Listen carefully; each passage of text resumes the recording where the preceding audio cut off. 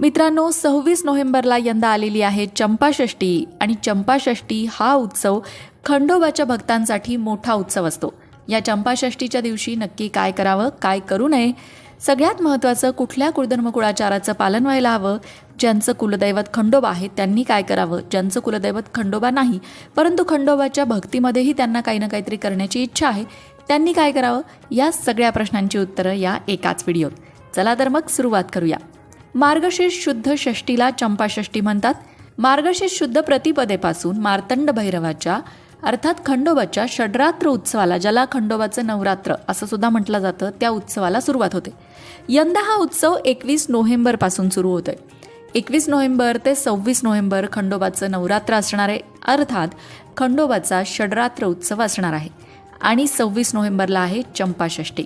पूर्वी मणी आणि मल्ल या दैत्यांनी लोकांचा खूप छळ केला होता, तेव्हा भगवान शिवशंकरांनीच मार्तंड भैरवाचा अवतार धारण केला आणि दैत्यांशी मोठं युद्ध केलं। तो दिवस होता मार्गशीर्ष शुद्ध षष्ठीचा आणि हे युद्ध झालं होतं चंपकवनात। चंपकवनातच मणिमल्ल दैत्यांचा भगवान शिवशंकरांनी वध केला होता।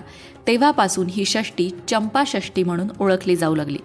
मणिमल्ल दैत्यांचा वध करणारे भगवान शिवशंकर म्हणून त्यांना मल्हारी, मल्हारी मार्तंड, खंडोबा, खंडेराय अशा नावांनी ओळखलं जाऊ लागलं। पण एका अर्थाने ही शिवपूजाच आहे। अनेकांच्या घरी हा कुलाचार म्हणून केला जातो, पण तुम्ही सुद्धा चंपाषष्ठीच्या दिवशी खंडोबाची पूजा नक्कीच करू शकता। चंपाषष्ठीच्या दिवशी खंडोबाची महाअभिषेकयुक्त षोडशोपचार पूजा करून खंडोबाला महानैवेद्य दाखवतात। खंडोबाचं नवरात्र सुरू झाल्यापासून अर्थात खंडोबाचे नवरात्र ते चंपाषष्ठी या 6 दिवसांच्या काळामध्ये मल्हारी महात्म्य या ग्रंथाचं वाचन केलं जातं। देवापुढे अखंड नंदादीप तेवत ठेवला जातो।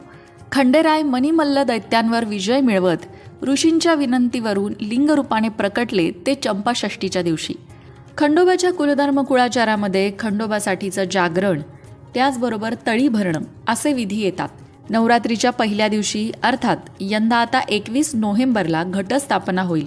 ज्यांचं कुलदैवत खंडोबा आहे त्यांच्या सगळ्यांकडे घटस्थापना होते।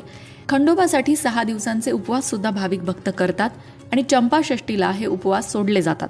खंडोबा ही रक्षण करणारी देवता आहे, त्यामुळेच खंडोबाची पूजा कुटुंबाच्या कल्याणासाठी विशेष महत्त्वाची ठरते। कुटुंबाची प्रगती व्हावी, कुटुंबात सगळ्यांना आरोग्य लाभावं, शेतीत भरभराट व्हावी यासाठी खंडोबाची पूजा केली जाते। चंपाषष्ठीच्या दिवशी सूर्यपूजा सुद्धा अवश्य करावी। सकाळी उठून बरोबर सूर्योदयाच्या वेळेला सूर्यनारायणाला जल अर्पण करावं। एक तांब्याचा कलश घ्यायचा, त्यामध्ये शुद्ध पाणी भरायचं, लाल कुंकू मिळालं तर लाल फूल, काही अक्षता टाकायच्या आणि हे पाणी सूर्यनारायणाला बरोबर सूर्योदयाच्या वेळेला अर्पण करायचं। सूर्यपूजेचा हा सगळ्यात साधा सोपा मार्ग आहे। चंपाषष्ठीला सूर्यपूजा करण्याचं सुद्धा महत्त्व आहे। चंपाषष्ठीला जो नैवेद्य खंडेरायाला दाखवला जातो त्यामध्ये भाकरी, वांग्याचं भरीत, कांद्याच्या पातीची भाजी असा मेनू येतो। अनेकांकडे पुरणाच्या पोळीचा नैवेद्य सुद्धा कुलपरंपरा म्हणून दाखवला जातो।